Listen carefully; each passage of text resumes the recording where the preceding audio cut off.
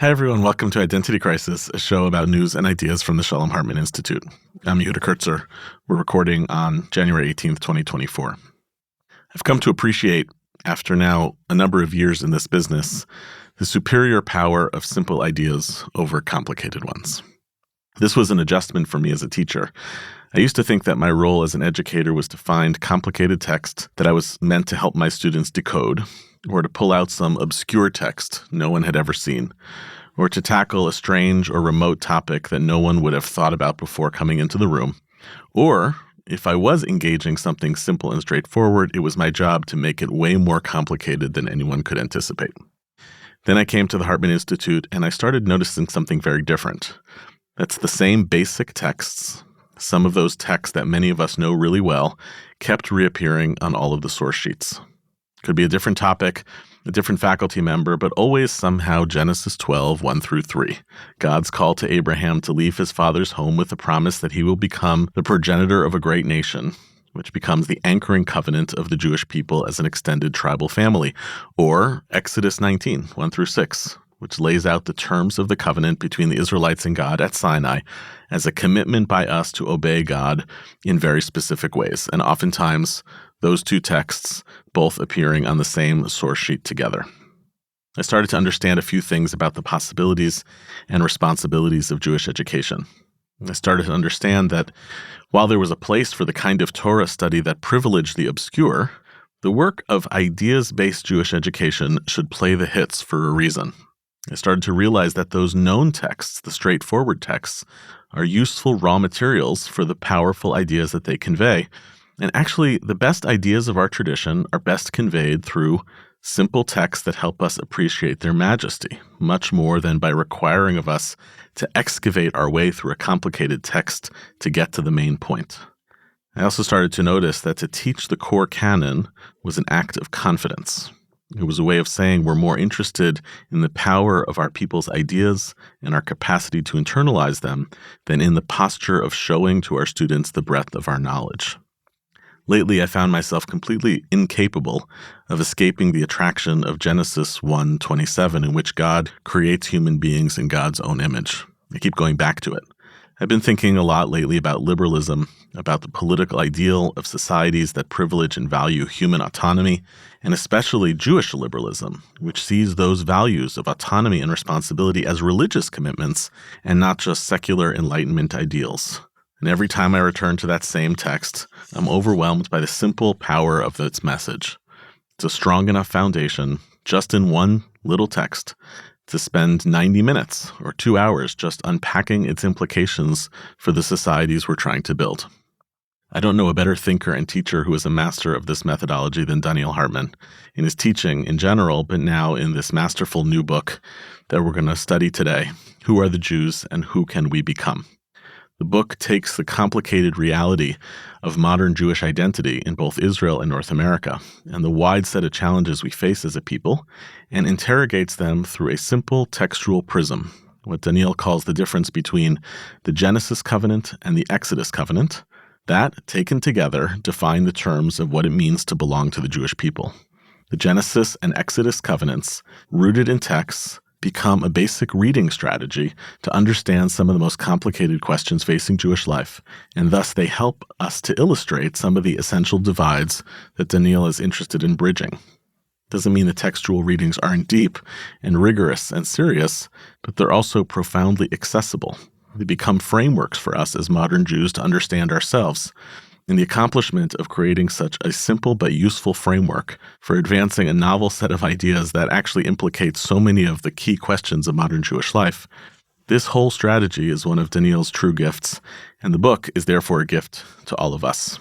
Donniel writes at the outset of the book, quote, "The Jewish story has no place for select individuals to climb the mountain and commune with God in private spiritual ecstasy, while the rest of the people wander and stray. Without a Jewish people, there is no Torah. Indeed, there is no Judaism." This core insight defines the program for the book, an attempt to define Judaism today, not through the modern conceit of a conversation about identity, which oftentimes privileges the individual, but by forcing us to consider that the Jewish people is a collective, a composite whole. I would suggest that the book's core argument is that to be a Jew is to belong to something. The truth is, it's not an easy time to put out a book on Jewish peoplehood. It's actually, I think, not an easy time to put a book out on any Jewish topic, but certainly not a book that doesn't seem to challenge us directly on the nose about this impossible war that Israel is waging and all the ways it's challenging us. But then again, in both Israel and around the world, there's a revived conversation on Jewish solidarity. It's a big topic, which implies that collective belonging seems to have a muscle memory in the Jewish consciousness when Jews act in ways that signal solidarity, or even sometimes when we pull apart from one another, we're reminded of this core dimension of our being. Meanwhile, there's new boundary lines being drawn in the Jewish people, which suggests to us that when we are tested as Jews, we are tested as a group more than we are tested as individuals. Maybe this war needs precisely this book. Donniel, thank you for coming on the podcast. Thank you for being part of this conversation. Thank you for this book. And it was complicated for you to figure out when in the last couple of months was it time to let this book come into the world. What was it that finally allowed you to say, in the midst of all of this, I'm ready to allow this book to be part of the public conversation? It's really nice to be with you, Yehuda. Early in the war, I realized that the real challenge is not going to be merely in the military front, but it's going to be what type of people we're going to be at some stage. The battle, the fear, the tragedy engulfed us. But from the beginning, I knew tomorrow's coming. And I said, let's wait. I said to JPS, let's wait 3 months. I said, it's not a 6-day war. It's not going to be a 3-week war. But in 3 months, we're going to have to come back to who we are. And Gaza is challenging us to who we are, who do we want to be. My hope back then was that that this would be a fair projection. I'm actually feeling that I was pretty accurate as we see this next stage evolving. The critical questions aren't which tunnel we're going to attack right now, but what does Gaza tomorrow look like? What does Israel tomorrow look like? What does our future as a Jewish people look like? So I took a gamble. Yeah.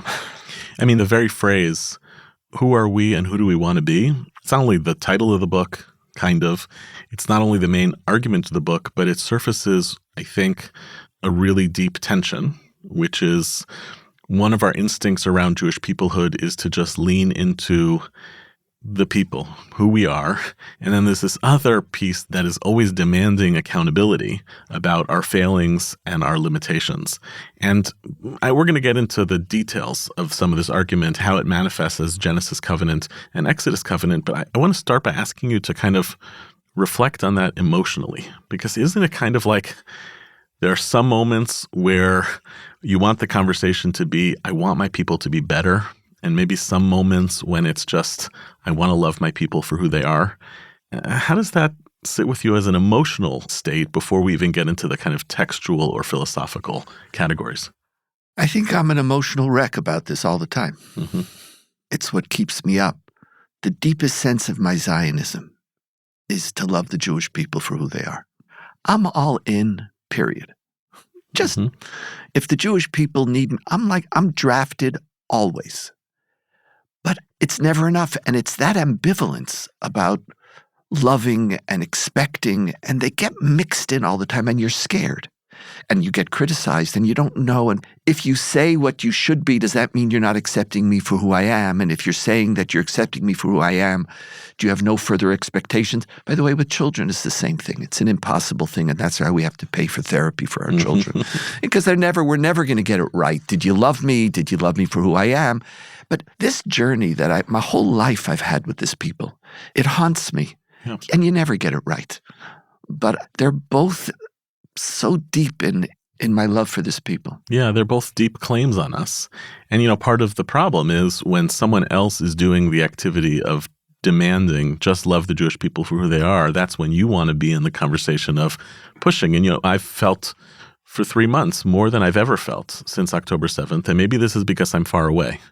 That what we need now as the Jewish people is a little bit more of love the Jewish people for who they are and a little less of the kind of culture of criticism that comes from the demand for us to be better. And I'm dealing with a lot of kind of political fallout in my own community for holding that line.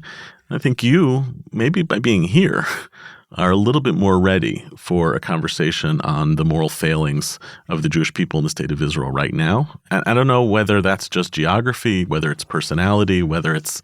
I think knowing you and I think our personality on this is pretty similar. I think it's a lot to do with geography and a sense of what's right to do, because we always feel this. We hate armchair critics. We don't respect them. Critics are people who are invested or in love, who are part of the community. This is what Michael Walzer teaches us. That's a real critic is a lover. And you and I, our criticism is an act of love. But when you're closer, you feel that you have a little more license.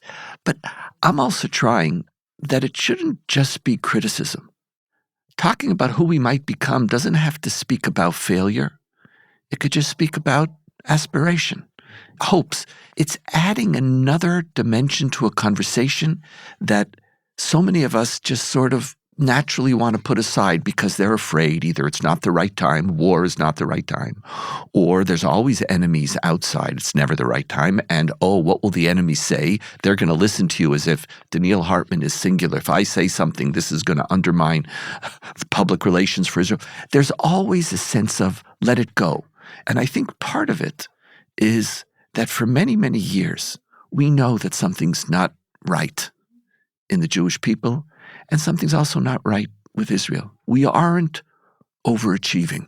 And when you're frightened, you just want to, let's not talk about it because I don't want the answer. And now here too, for the first 2 months, I was very, very careful. But now I believe that my responsibility to defend Israel is to create room for hope and conversation and questions. It's legitimate to question, not even to accuse, just to raise a question.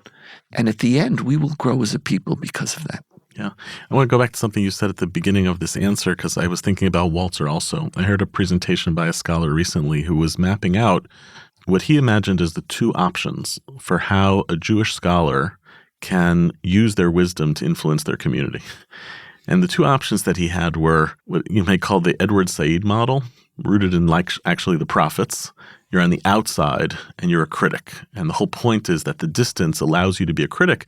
But by the way, that means that you don't really participate in the social life of your own community. By definition, you can speak truth because of your distance. And he said the more aspirational one is the Michael Walzer version, which is the connected critic. Walzer says the distance of the critic to their community should be measured in inches. Right. And I sat there listening and saying, wait a second, isn't there a third possibility, which we're not entertaining, which is not the distant critic and not the connected critic, but the connected supporter or the connected leader? I think what you're trying to do with a book like this and with your Torah is to say, I'm trying to bring wisdom. I don't want to be outside measured in inches. I not only want to be on the inside, but I actually want to move my community forward in a way that a critic on the outside can't do. There's a different dynamic here because ultimately you're trying to take responsibility for the people. You don't want a book like this. And I know you, the books are reflections of your Torah. They're not like, you don't view your success through how many books you sell. You view your success, when we can think about success, on whether we've actually helped the Jewish people achieve its objectives. It kind of feels like that's what this is trying to do, to actually be inside the very people who we're trying to influence. This book is the result. It's interesting you're saying that. I taught this book for 15 years. That's why, by the way, so many of the texts showed up in so many of the sources. Yeah, of course. I've been testing it, but I've been teaching it, and I've been asking, is this helpful? Mm-hmm. Does this give you a sense of who you are? Are these categories helpful for understanding? And that's why I'm not interested in being a critic. I'm interested in being a teacher. Now, a teacher has to be willing to see a gap between where the student is and where they might be. But it's not about criticizing them for who they are. It's about, you're right, I'm all in. I'm invested in changing these people. I get up and I get attacked, and but I don't care. I'm all in. This is my people. And expecting things from Jews is the essence of the Jewish story. Mm-hmm. God spoke to Moses saying, speak unto the children of Israel, do something. Mm-hmm. That's not criticism. Yeah. And by the way, I think this is a thing Jewish educators should ask themselves all the time. You can come out of a class and feel like, wow, I taught a great class. But the key question is, was it helpful? Did it help somebody think? It doesn't matter even whether they remember the material. Did it help them process? Did it help them grow? And yes, all of these are classes that I think many of your learners and many of our rabbis will recognize. What I hope that they'll do is be able to say, now I have a 9-page, 10-page digestible version that can help me advance the same set of ideas to help move my congregants or my people into a different place. Literally, it's tens of thousands of people. I did, what do they call it, a focus group? I did a 15-year-long, tens of thousands of people focus group. Yeah. And I changed them and reclarified them as I came to understand where people are and also what it is that I really want. Yeah, I'm going to come back to the changing and clarifying shortly. But let me go back. Let's go to the core argument of the book. And the core argument of the book is there are essentially two covenants, Genesis covenant, the Exodus covenant. But one of the things that you say right at the outset is, and the Genesis covenant effectively conveys belonging to a tribal family. We use this phrase, the Judaism of being. And the Exodus covenant is the Judaism of becoming, a set of responsibilities and obligations that the Jewish people take on in terms of relationship with God and our own people. But you're very clear at the outset that this is not another set of rehashing the old debate, are we a people or are we a religion? You say, actually, these are both expressions of religion. Can you expand on that a little bit? It took me, I read it a few times, and I said, okay, there's something big here, because if it's just people and religion, then you're just taking an existing dichotomy and adding new terms to it. But you're making a very clear nudge here to something else. Right. Walk us through that. There's a hierarchy in the nation-religion story, in which you're a nation, but you're not really playing the Jewish game. Judaism is the game that I own. But the Genesis covenant says to embrace being Jewish is a covenant with God. That means it gives legitimacy to a broad range of Jews. Religiously, Jewishly, like I grew up in an Israel where I'm religious or not religious. The experience of somebody monopolizing religion, by understanding that peoplehood, being Jewish, is actually the first covenant that God has with the Jewish people. The notion that we as a people embrace you for who you are creates a foundation for religious tolerance, that the dichotomy between peoplehood and religion doesn't. It actually creates a tension. What are you going to do? Oh, I'm more on the religion side. No, I'm more on the people. And then which one wins? It's a zero-sum game. It can't. Here we have two religious insights. It's a religious insight in which a person stands with their Jewish identity with God in the midst of simply being loved, being embraced. It has a lot. I use the word grace, which Jews don't use. It has this Christian connotation, but it's just, I love you. You're not a bad Jew. See, the religion peoplehood distinction creates good Jews and bad Jews. You're the peoplehood. Oh, you're a good nationalist, but you're not a good Jew.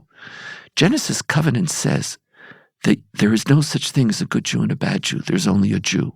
And I think that's very deep. That's deep in Jewish psyche. I want it to be deep in Jewish religious thought. Because then when I look at Jews of different backgrounds, I start from a different place. I start from a place that you're a good Jew. And I don't care where you go to shul, and I don't care what you believe or don't believe. I don't care what you keep or don't keep. The start is that you're a good Jew. And nothing that you do could change that. Now, I want to look at the world that way, and I also believe that when people are seen that way, it enables them and empowers them to be on a journey. So much of what we think about is also a byproduct of our own life story. I was a very, very inadequate, to say the best, student. I was ADHD without Ritalin. I couldn't listen. I couldn't tell the teachers what they said, and that was what I was measured on. And so many ADHD students feel stupid, feel failures, and then it becomes a self-fulfilling prophecy. One of the greatest gifts my mother gave me in my life, which I will never be able to repay, is she said, Donniel, all your report cards aren't report cards on you. They're report cards on your teacher. If you fail, it's because your teacher didn't know how to bring it out in you. So here it is, this little pishy kid goes through school, years and years of school, failing continuously and never feeling bad about myself. I actually felt bad for my teachers. Here it is, they failed again. So this notion of that you want to belong somewhere where you're loved, where you're respected, where you're appreciated. Genesis Judaism loves Jews. Genesis Judaism says you're good, there's nothing wrong with you. I respect you. And when I look at the various types of Judaisms that you create for yourself, it starts from that respect. And when someone feels validated, they want to be a player. When someone says, I'm a bad Jew, that was the story of secular Judaism in Israel. They just gave it up. And so I found in Genesis Judaism a remarkable story of a God who turns to the Jewish people and says, I love you. You're great. Just be Jewish. Just be. I'm going to walk with you. I also love the fact that it says that you're not superior, you're not great, you just are. It's a relationship, and it's a religious relationship which gives birth to profound possibilities. Right. So by differentiating this from the national religious divide, you're essentially taking for granted, of course, these are both national stories. They're the stories of a people, but you're trying to play in the terrain of quality. What's the nature of the national commitment? Because when we talk about religion, that winds up being higher on the hierarchy. Or I would actually say they're both religious categories. Yeah. That nationhood in Judaism is a religious category, not a political category. So that's part of the attempt, and finding this voice so dominant, not in Jewish political discourse, but in Jewish religious texts validated it. Yeah, and two of my favorite textual moves that you make in the book is that you effectively reject that the rabbis try to clean up Genesis. Right. They try to say, let me make out the protagonist of the book of Genesis, which is a terrible book about dysfunctional characters. They try to clean them up by making them into great heroes. And you say they kind of missed the point of Genesis. They were Exodus Jews trying to Exodus Genesis by turning those characters, instead of being able to read it on its face as like their fallibility was the point. And in turn, the second move you make around Exodus is helping us understand the way that Maimonides effectively invents the category of the bad Jew by spelling out all the things that if you don't believe these things, you can't be a good Jew, right? So that, I guess the question I want to ask, though, is I've seen sometimes in classrooms where some people will hear what you're doing and say, great, I'm a Genesis Jew or I'm an Exodus Jew. I think your point in the book is not merely to free people into being able to say, I'm this kind of Jew or that kind of Jew, but you're inviting them to think about these as in dialogue with each other. Right. The core argument of the book is that when one becomes too dominant, when Judaism is just simply who you are, or when Judaism is who you have to become, that something distorted enters into the Jewish tradition, and that it is the way in which the two talk to each other that creates something special. And it's inviting people to have their own dialogue between Genesis Judaism and Exodus Judaism. If you pick one, if Judaism doesn't embrace our acceptance and a core identity of who you are, independent of what you do, then we're some minor denomination and we're living in a world of good Jews and bad Jews. And if, on the other hand, all we are is who we are without any hope to become more, then we're mediocre. We're totally mediocre, exactly. It's a dance. And so the book is an attempt to look at 2,000 years or 3,000 years of Jewish history and ask, how did these categories talk to each other? And in fact, the interesting thing in the Bible is that there is a Genesis covenant, then there's an Exodus covenant, and then the rest of the Bible has Genesis and Exodus in it over and over and over again. They just go back and forth and back and forth. And God gets very confused about what God wants. Does God want to be in a Genesis covenant? Does God want to be in an Exodus covenant? And they're both there, and the rabbis, and then Maimonides, and then later on in Jewish history, these two voices, they obligated you. Don't pick. When you pick, it just gets shallower. And a lot of the book winds up being the ways in which the Exodus and Genesis covenants can help sharpen each other. They can be critical tools to prevent a whole bunch of overreaches. But there's one place where I kind of wish they could do better together at preventing an overreach, and that is about exclusivism, particularism, Jewish supremacy, because the truth is both Genesis covenant taken to its logical end, just love the people because they're your people, can breed a kind of ethnocentrism and chauvinism. And the Exodus covenant, which is there's a way of being Jewish and failing to do so, breeds a kind of hierarchical way of thinking. Some Jews are better than others. those don't balance each other out, because you could actually merge Genesis and Exodus and get the worst of both worlds together. People who would say, not only am I superior ethnically to people around me, but I'm also superior to other Jews. Yes, that is a great danger. It's a great question because it is a danger. Now, we make choices on how we read each one of these categories, and I write about this, that I'm making choices. I am writing as a liberal Jew who believes, just like your favorite text, that the foundation of liberal Judaism is that all human beings are created in the image of God. And I know that our tradition could be used, abused, and correctly interpreted as an ethnocentric racist doctrine, and many people have. But when I tell the story of Genesis, one of the most interesting things about the story of Genesis in the Bible is that there's no romanticization of this Genesis people. Quite to the contrary. We talk about Genesis Jews, and then we talk about all their failures and inadequacies. So to argue anywhere that on the basis of Genesis we're superior, it's bizarre, because the Bible says the opposite. The Bible says, I'm with you even though frankly, you're an abomination. I could barely hold on. I exile you. I can't stand, frankly, being with you, God says over and again. I love this chapter from Nehemiah, chapter 9, which just outlines. And when I saw it, it was just this epiphany.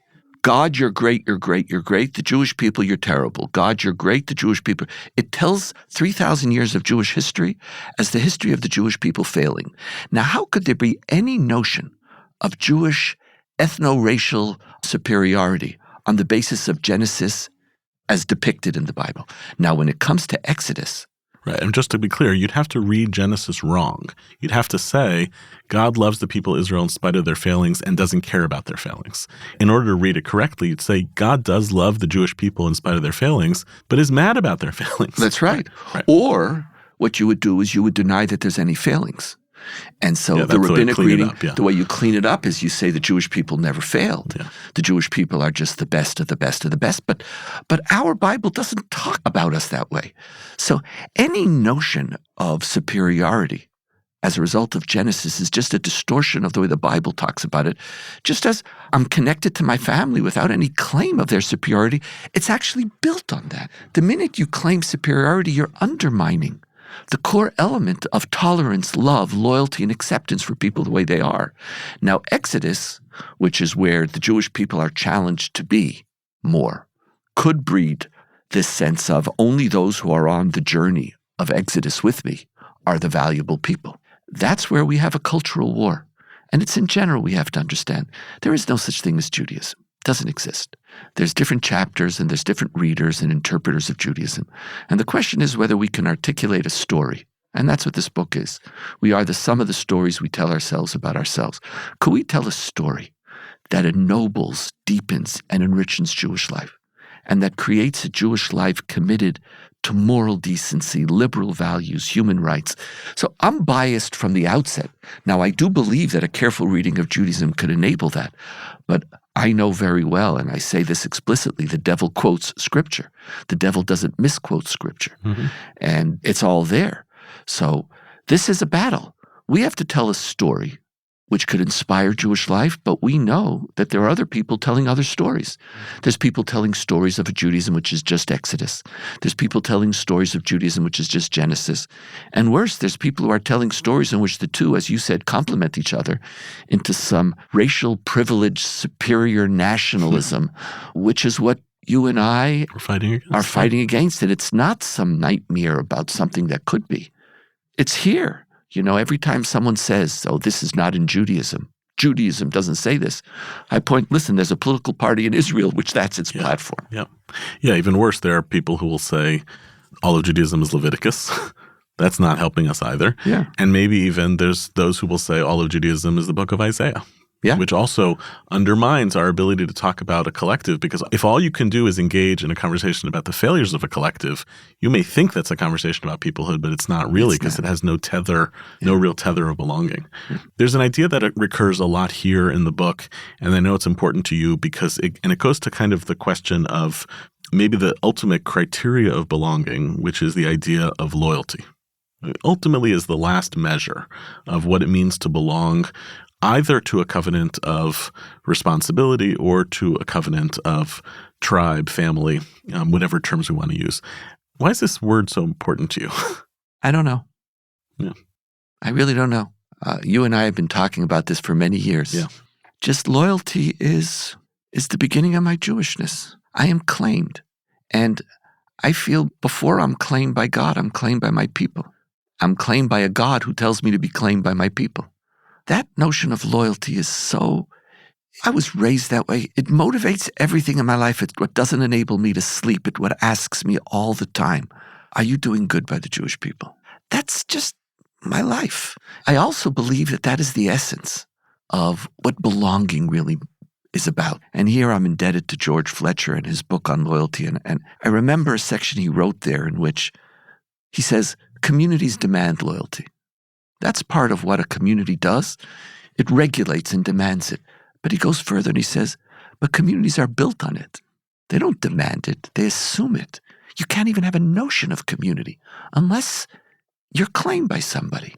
And I know we're living in a time where people say, it's like this being claimed is somehow seen to be morally flawed. Okay, so then there's a relationship between what does it mean to be morally claimed by your people and to be morally claimed by others. So I have to get it right, but to disconnect from my core moral instincts that, yeah, you claim me. It's such a big part of my Zion. It's also, I'm a Zionist. The proudest parts of my life was when I served in the army, when I cheated to become a combat soldier, even though I'm legally blind. Wasn't a smart idea. No, not great. Wasn't a great idea. And to be a commander of a tank when you can't see is kind of foolish, but not to do everything. It's not my Jewishness. And so that term for me is a source of great inspiration.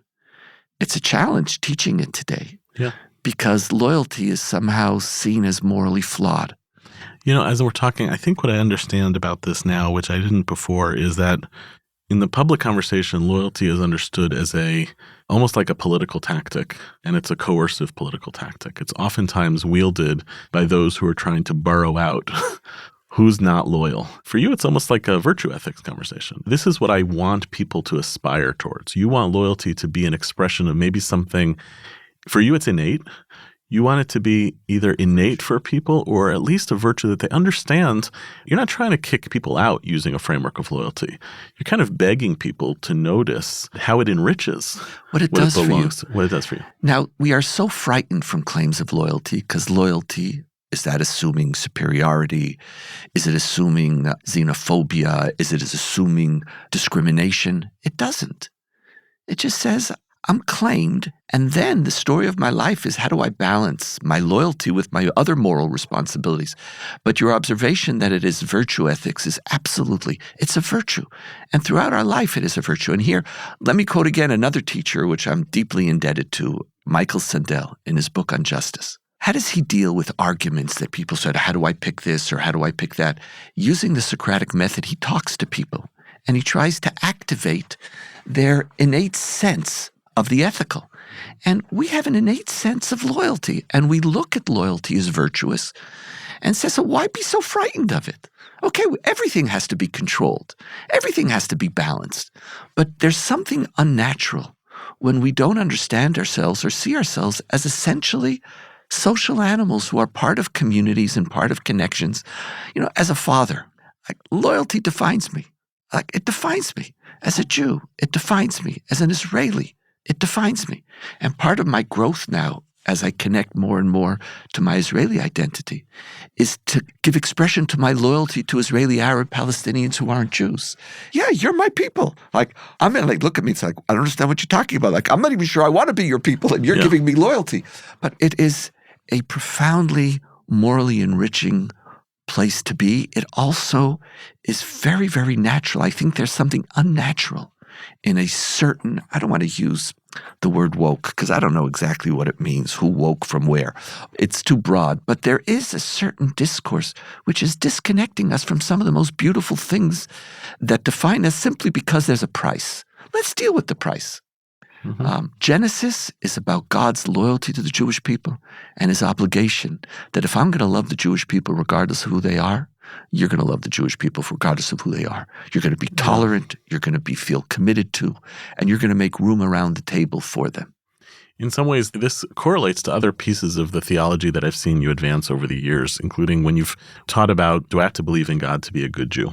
And your broad conclusion was, no, but let me talk about the ways in which a belief in God or a life in relationship to God might be a more inclusive way of describing this, could enrich your Judaism, which is also kind of a virtue ethics orientation. Correct. Your whole approach seems to be, it is clear in the book, you're not trying to create boundary type prescriptions.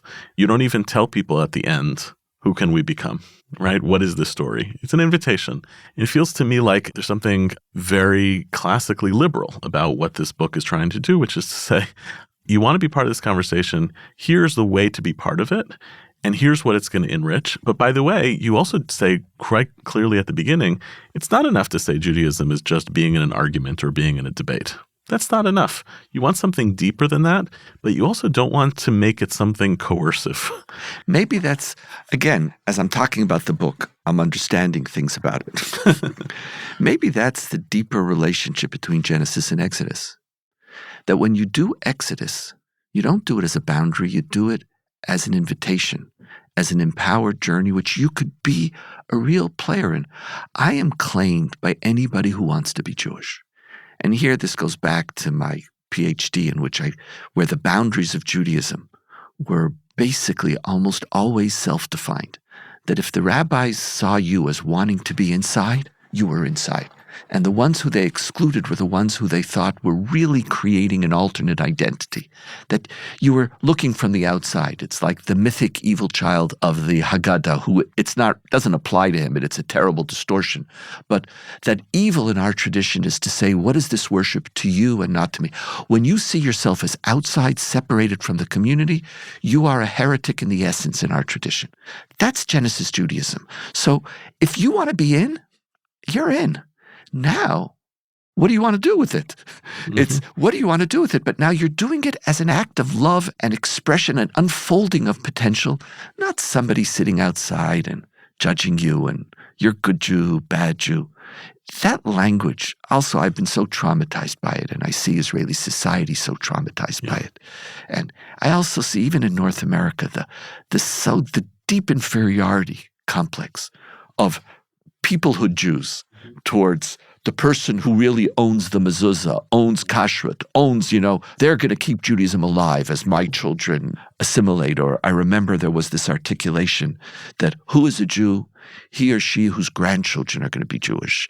And then basically condemning all liberal Jews because they're Americans and their kids are going to have complex identities. So I hate that.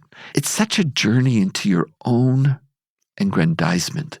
It's an antithesis of loyalty. So when Genesis and Exodus talk to each other, you do Exodus differently. Yeah. It's not about boundaries. It's about not questions. It's about a search for an answer and then finding multiple answers, which all could be equally legitimate. Yeah. Well, so in the second half of the book, you apply these categories to the modern Jewish condition with a kind of symmetry between the Zionist project in Israel, the diasporic project. There's one place where there's a deep asymmetry. This is what I worry about, which is Zionists in the land of Israel have almost an innate commitment to the Genesis covenant, because the only way Zionism could come into being was by arguing this familial, tribal sense of belonging that kind of becomes the root of secular Zionism. And yes, and they have an inferiority complex, or maybe they forfeited too much of the Exodus covenant themselves. And then Exodus can be a refinement morally and spiritually to the Zionist project. But there's no equivalent for diaspora Jews. There really isn't. American Jews, who are the most continuous Jewish community actually in the world right now, most continuity, but who have come of age in a assimilative and liberal context. And I use those terms not disparagingly. I use them approvingly. There's no inherent attraction or claim that's made on our Judaism by either covenant. And that's maybe why so many diaspora Jews and leaders gravitate towards boundary setting and hierarchies, because they need something to hold something together. So I felt excited about almost the policy prescriptions for the Zionism side and anxious about the policy prescriptions on the diaspora side because of that head start. Right. It's true. That's why I wrote the last chapter of the book. The purpose of the last chapter of the book was to try to come up with a language which could make loyalty, particularism, peoplehood more applicable, more usable, more comfortable for a North American Jew. But I know it's a journey because it's not there. It was there. Anti-Semitism, by the way, does it big time. Mm-hmm. And Holocausts do it big time. Catastrophes do it big time. But at the end, this is something that you and I share, that while catastrophes and anti-Semitism might exist, at the end, people are only going to choose Judaism if it inspires them.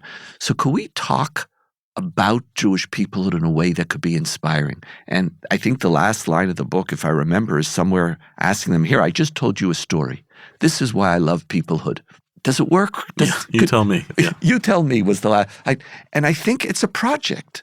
I think North American Jews need a project of Jewish peoplehood, but that's very different from their parents' and grandparents' project, in which they embrace Jewish peoplehood as self-evident, often as an expression of crisis. And I think crisis could help a little bit. I think in the end of the day, it will hurt more than it will help. But in a world of Jews who choose, they also have to choose particularism. Yeah. And how do we talk about it is, I think, a great educational challenge.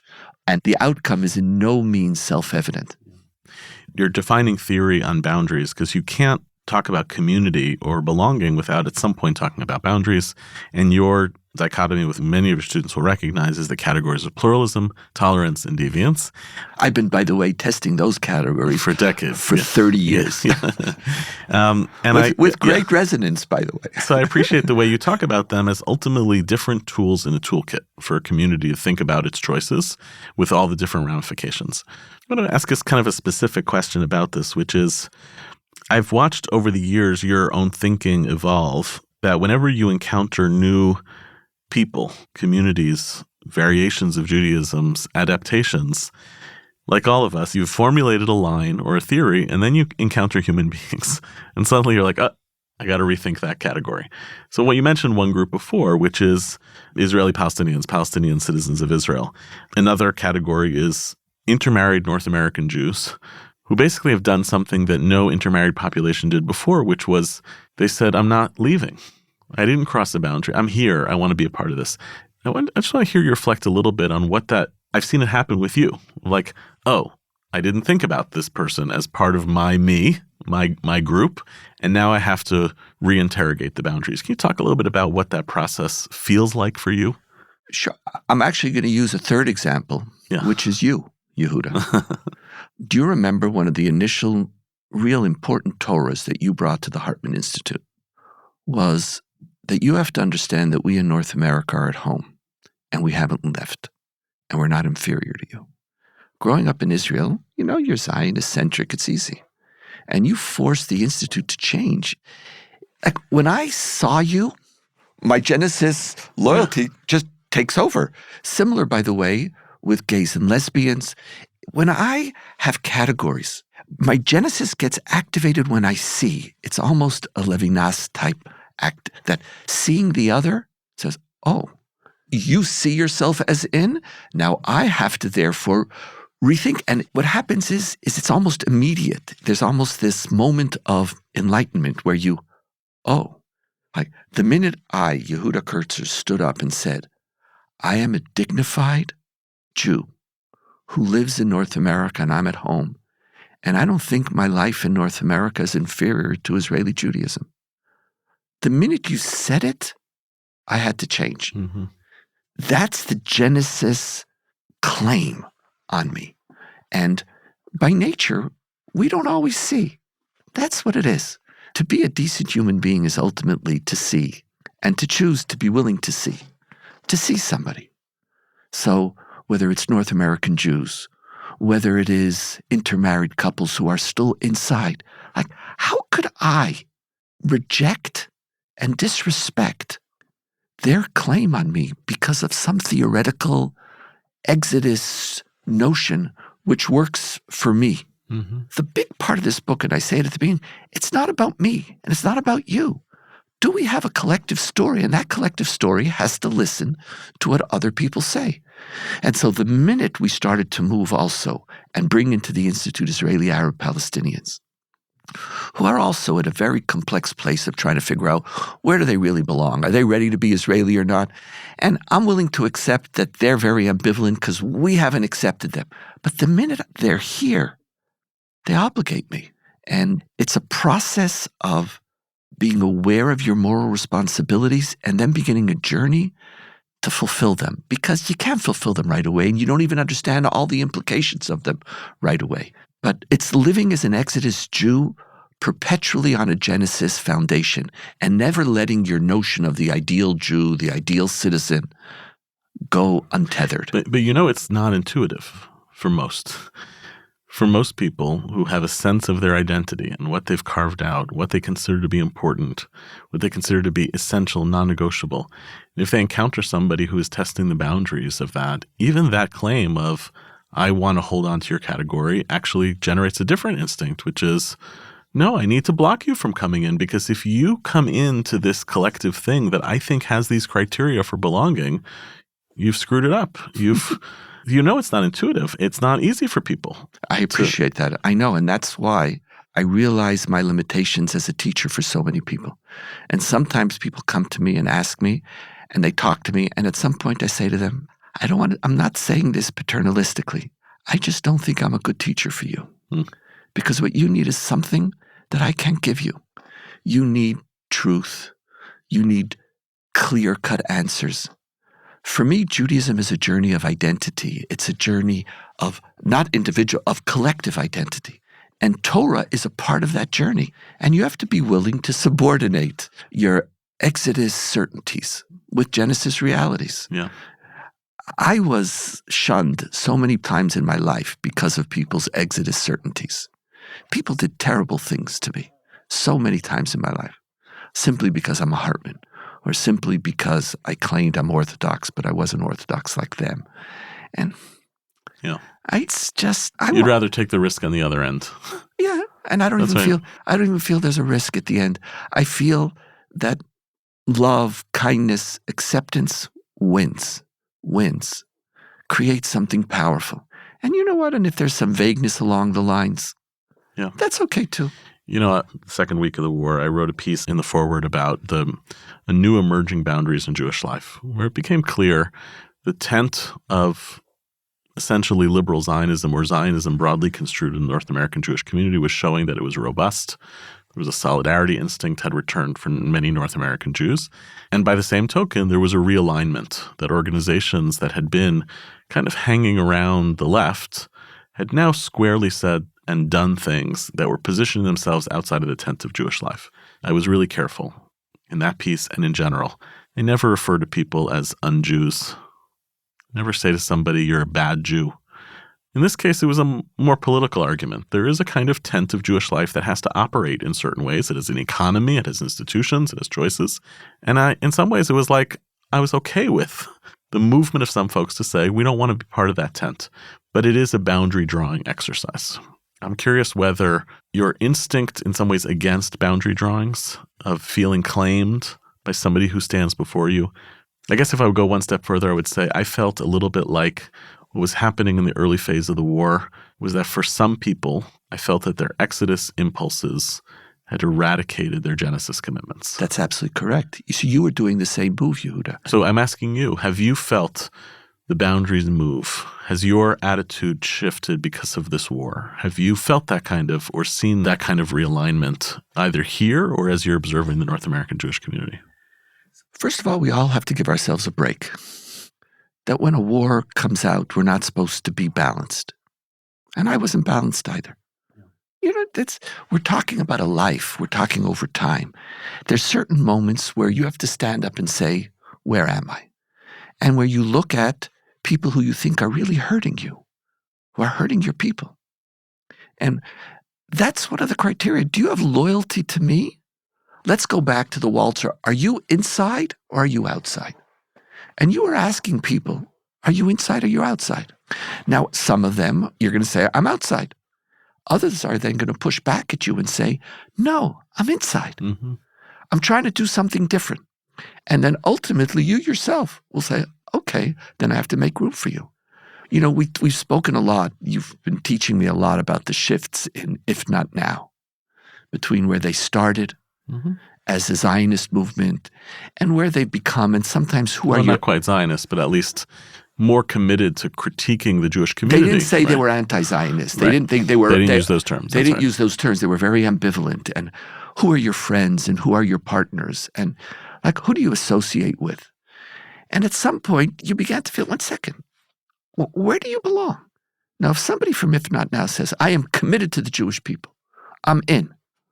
I'm not leaving. But I believe that these actions of Israel, or even of Zionism itself, are deeply flawed. At the end, when you make that move, after a couple of months pass and I could find a balance, I think somewhere along the line, I have to embrace you as part of the story. Not everybody who's in the story do I have to agree with. I don't have to agree with them, but at some point, Now, I do believe that for them, they're not ready to make the loyalty claim anymore. That's the problem. The problem is that they're building loyalties and communities with others who are avowed enemies and who really want to destroy Israel, who talk about the destruction of Israel. You know, we spoke about the difference between calling for a ceasefire now or calling for a ceasefire on October 8th. October 8th, calling for a ceasefire was to say Israel doesn't have a right to defend itself. Calling for a ceasefire in the middle of January is about saying the war has achieved what it can achieve, and now I want to argue as to whether it's still legitimate in light of the civilian casualties. Now, I could agree or disagree, but that has to fall under a decision. Are you a Genesis Jew? Right. So when you claim it, I'm in with you. And I remember when you were making that stand, and when I read the article, I said I agreed every word with. I understood exactly what that was the moment. Because also we're not supposed to be balanced at every time either, by the way. Yeah, context matters, actually. Context actually does matter. And what I think is essential here is that what we're talking about is not just tone, because sometimes this gets reduced to tone. No. It's not, you see sometimes the pundits will say, you have to declare your love for the Jewish people before you criticize them, as though it's just some ritual of passage. I'm not talking about that. We are talking about saying, how do you foreground your commitments? Make it clear that I respect the Genesis covenant and what it demands of me. And that's where the virtue ethics language can help. This is something powerful about this. And if I refuse to listen to it, if I disregard it, maybe that's the thing you need to do at this point in your life. And I get it. You have to know that there's going to be consequences to the social and political communities to which you can belong. And you also have to be open to the criticism that someone's going to come along and say, I understand you have an Exodus grievance, but are you listening to the Genesis claim that I'm trying to make on you as well? Right. But here too, I would be careful about something. I don't want to judge people's Genesis commitments. I want them to bear witness to their Genesis commitments. It's when they refuse to bear witness, then I say, okay. But I don't want to say, looking at you, you're not really loyal, because then you become the guide. You become the arbiter of loyalty.